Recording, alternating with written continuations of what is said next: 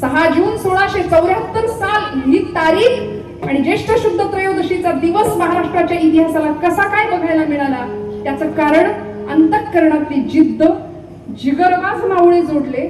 एक मावळा असा होता, आमचे कान्होजी काका होते. ऐका, प्रसंग सांगून जाईल मी. 65 वर्षाचे असतील कान्होजी काका, कान्होजी जेधे. जीवाला जीव देणं काय असतं आपल्या देवासाठी, आपल्या राजासाठी. अफजल खानाची मोहीम स्वराज्यावर चालून आली. आदिलशाहीच्या दरबारामध्ये विडा उचलला होता. बडी बेगम साहिबा चांदीच्या तबकामध्ये विडा फिरवत होती. कुणीच तो विडा उचलत नव्हतं, कारण शिवाजी राजाला पकडवून आणायचं होतं. कुणीच विड्याला हात लावेना. शेवटी नाईलाज झाला आणि बडी बेगम साहिबा म्हणाली, इस दरबार में कोई भी मर्द नहीं है.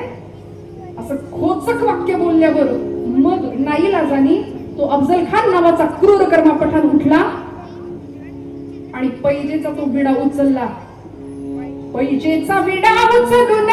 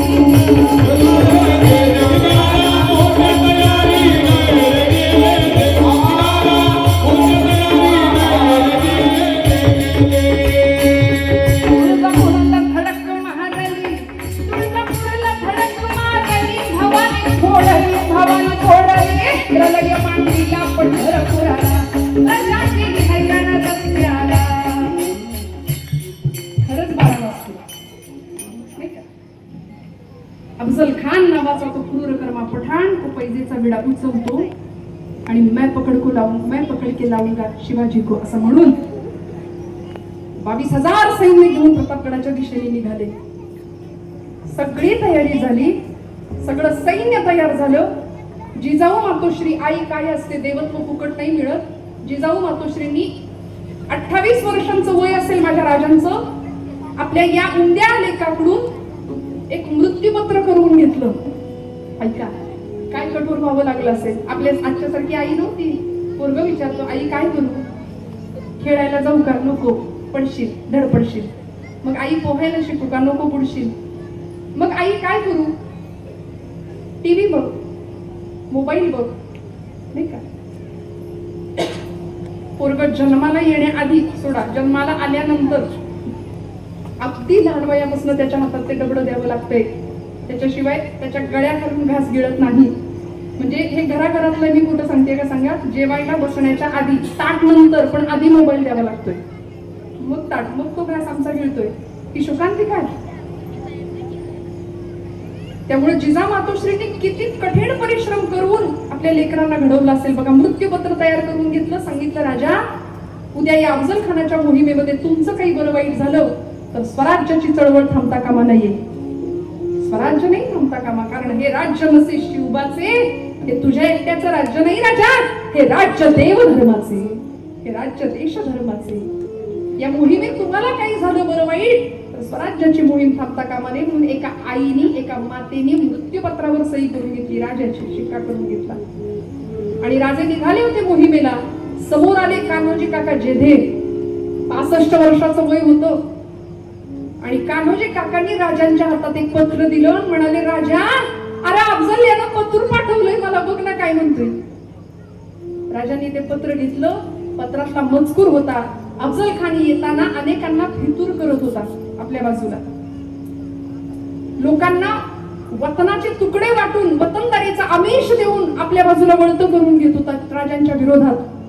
कान्होजी काकांना सांगितलं होतं, कान्होजी तुम्ही जुने जाणते सरदार आहात शिवाजी राजांचे, आम्हाला येऊन मिळा, तुम्हाला देशमुखी देऊ, आम्ही वतनदारी देऊ. राजा, अरे बघितलंस का, मला आमिष दाखवतोय आणि न याल तर समोर येणाऱ्या परिणामाला तयार राहा. राजा लेखाचा दम पण देतोय. छत्रपती शिवाजी राजे म्हणले, काका तुम्ही जा, माझं काही म्हणणं नाही, काही म्हणणं नाही. आपली बरीच सरदार मंडळी गेली त्यांच्या बाजूला, आपल्याकडे सैन्य साठा कमी आहे, शस्त्र साठा कमी आहे, माझं काही म्हणणं नाही. तुम्ही गेलात तरी चालेल काका. कान्होजी काका वडिलकीच्या वयाचे होते. काकांनी सांगितलं, राजा अरे खंडोजी खोपडे गेला, अजून कुणी गेलं म्हणून काय मी जाईन असं तुला वाटलं होय? काका तुमचं वतन जाईल. बुडणाऱ्या जहाजामध्ये आपण होऊन आपलं बोचकं कुणीच आणून ठेवत नाही. माझं जहाज बुडायची वेळ आहे खरं तर आता. आपल्याकडे सैन्य नाही, शस्त्र नाही. तुमची इच्छा असेल तर तुम्ही नक्की त्याला जाऊन मिळा. पण 65 वर्षाच्या कान्होजी काकांनी सांगावं, राजा थांब, तुला सांगतो काय ते. धावत गेले, देवासमोरचं पंचपात्र उचललं आणि त्या पात्रातलं पाणी उजव्या हातामध्ये एक तुळशीपत्र घेतलं आणि त्या तुळशीच्या पानावर सोडलं. पाण्यासह तुळशीचं पान राजांच्या पायावर वाहिलं आणि सांगितलं, राजा जहागीर आणि वतन सगळं हित वाहिलंय या पायावर. अरे ते अफजल्या काय करायचं ते करू दे, सगळं इथं वाहिलंय. मरीन तर या पायासाठी आणि मरीन तर यासाठी, जगीन तर यासाठी. कडकडून मिठी मारली राजांनी, कडकडून. आमचे तानाजी मालुसरे असतील, कान्होजी काका, ही सगळी मंडळी जीवाला जीव देणारी. 75 वर्षाचे शेलार मामा होते. काय वय होतं? 75 वर्ष.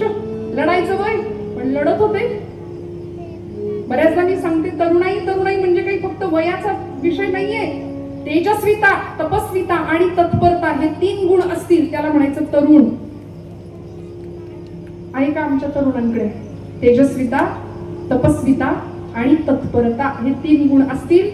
नवरात्र उत्सव आला की फक्त गरबा खेळायचा यापुरतं आमचा धर्म आणि यापुरता आमचा देवदेव नाहीये. 9 दिवस नवरात्र जी महिषासूर वर्धिनी महिषासुराचा निपात करते, त्याला रक्तात लोळवते. रक्तबीज नावाचा राक्षस ज्यावेळी जन्माला येत होता, रक्ताच्या थेंबातून त्यावेळी हीच देवी कौशिकी अवतार धारण करते. काळ्या रंगाची महाकाली म्हणून लळ लळ लळ करणारी तिची ती जीभ रक्त प्राशन सुद्धा करायची तयारी ठेवते. इतका द्रोह किंवा इतका राग किंवा इतकी तयारी करावी लागते. त्यावेळी असुर संपतो. मग मला सांगा, या तयारी करता, हे देवत्व प्राप्त होण्याकरता आम्हाला कुठल्या